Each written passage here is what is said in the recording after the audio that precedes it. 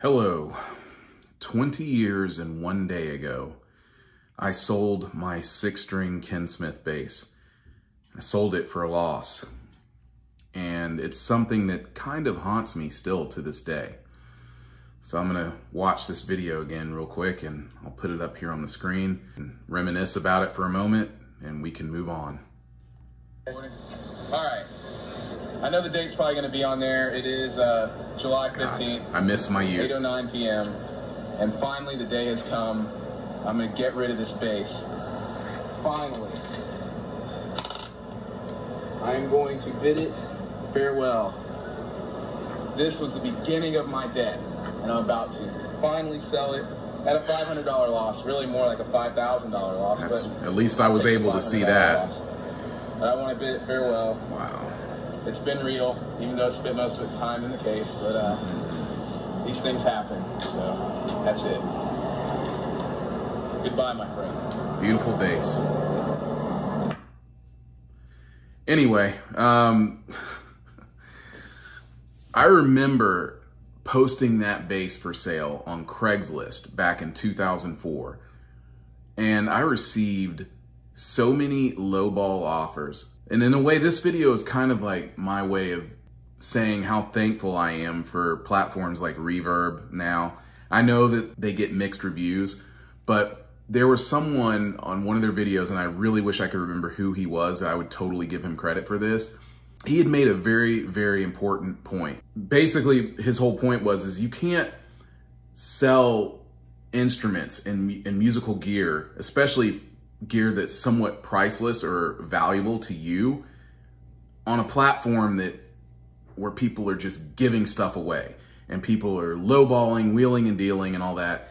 It's just not the place. You're not going to go and sell a bass in the same place where you go sell a car. It's just not a very wise thing. And it's just really, you're saving yourself a lot of hassle if you use a platform like Sweetwater or any type of like a music store where musicians are coming and they're looking for it. And that's the thing that is kind of beautiful about Reverb is you put the stuff up there and it may not sell. I mean, like things that are really expensive, of course they're hard to move because not everyone has all the money. Like these things have become like collector's items, and those collectors will go to Reverb looking for these instruments or these pieces of gear. And that's why it's a good place to have it.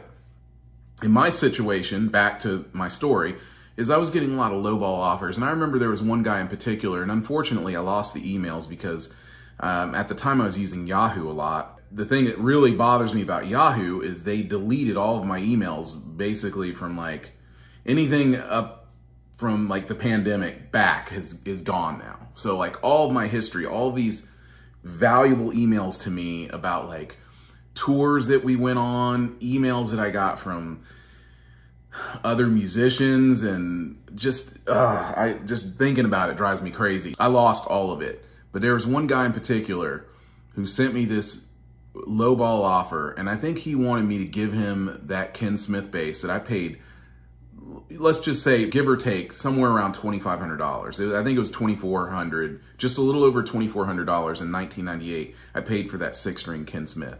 And this guy said, no, I'll give you like $700 or something for it. And I was like, no. Anyway, he responded back and with anger, and he says, you'll never get anyone to buy that bass from you for that price. And I'm like, who the F are you? Like this guy, I wish I knew who he was. But at the time, I just laughed and I said, you know what? If I can't find anyone to pay what I'm asking for this bass, then I won't sell it. And so like I said in that video, I knew that that bass was going to be worth a lot of money. I knew it. And that's why I said it's like I'm taking a $5,000 loss, because Ken Smith basses from 1998 to 2004, just 6 years, a bass like the one I sold for $1,900 they were pretty rare. They were scarce, you know? For me, it was very insulting for someone to tell me, oh, I'm only going to give you $700 for your bass that you paid $2,400 for. This is obviously going to be worth $5,000. Now a bass like that is worth $8,500 all day long. $8,500, $10,000, and I gave it away. And that's another lesson I want to give out to you guys. You know, I've lost so much money in the stock market.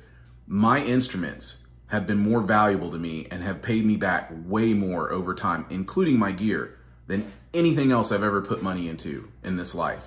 Like, instruments are so valuable, and what makes them that much more valuable is what you can do with them. Like, the things that you can do with your instruments make them of great value. So think about that when you're out there and you're gonna sell something that you really don't wanna part with, but the time has come and you have to part with it. Have some integrity, like, really. I mean, have some pride in what you own and what you did with that piece of gear or with that instrument. And think about that when someone tries to lowball you, and just tell them to go pound sand, really. Because I'm gonna tell you right now, I've been selling stuff and I have not compromised at all. And I have gotten more than what I thought I was gonna get because I was patient. And in some cases, I've been surprised by how quickly I was able to move these products, The best part about my story with selling that bass was the guy who bought the bass from me, and that was, somewhere in South Carolina. I met him halfway. He claimed that he was playing a gig. Because of my memory and everything, I'm just gonna say that as far as I know, something fell on his bass and crushed his bass. That is 100% what he told me. And after this, whatever happened to his bass, he was like devastated, and he went online and he found my bass. And I think at the time I had it listed on eBay because I got so sick of dealing with people on Craigslist. So this guy is just like this serendipitous moment where his Ken Smith bass, he said he had one that looked almost identical to mine. It got crushed, it got destroyed. And then yet he turns around and he sees mine for this price. He's like, I'm not even gonna argue with your price. I know you've knocked the price down, and I'll drive and meet you. If you can meet me in South Carolina, I'll buy it from you. And that was like kind of the happy ending to that story. So I am happy that that instrument went to a true musician, not anything against collectors, but someone who really was in need and needed that bass and felt like, oh my God, I'm not going to be able to replace this bass for less than, $3,000 or $4,000, maybe even more. And then there was my bass. It just magically appeared because I had just moved from Craigslist to eBay when he discovered my bass and ended up buying it from me. So, I guess that's it today. I just wanted to talk about what went on in my head 20 years ago. I actually, in a weird way, felt like I was uplifting a curse that was on me because that bass was actually the first thing that I bought that I owed money on, and I wasn't able to pay cash for it, and it took me some time to pay it off. Then I kind of felt like, oh, because no one wanted me to play it either. That's another funny thing about it. Nobody wanted me to play that bass in the band. Everyone wanted me to play the stupid P bass. And don't get me wrong, I love my P bass, but most bands just felt so intimidated. I've talked about this in other videos before. They just didn't want to see the Padula. They didn't want to see the Ken Smith. And it got to the point to where they didn't want to see the Stingray duo that I had. They just didn't want to see those flashy instruments that really brought the best out of me as a musician. And that was insulting in and of itself. So all I want to tell you guys from this is remember what you have. Think about what you have before you sell it, because you may be sitting somewhere 5, 10, 15, 20 years down the road saying, wow, I should have held on to that instrument. Because right now, I don't know if I would even let that instrument go, even for $8,500. And I know that I wouldn't even be considering buying another 6-string bass anywhere else, or I wouldn't have bought any of the other 6-string basses that I have bought since that bass. Oh, and by the way, I want to know, have any of you guys ever sold a piece of gear or an instrument that you kind of wish you wouldn't have sold? Or have you had any stories where people were trying to lowball you? I would really love to know. Please leave it in the comments below. Until next time, that's it. Thanks for watching. I'll have another one out to you soon.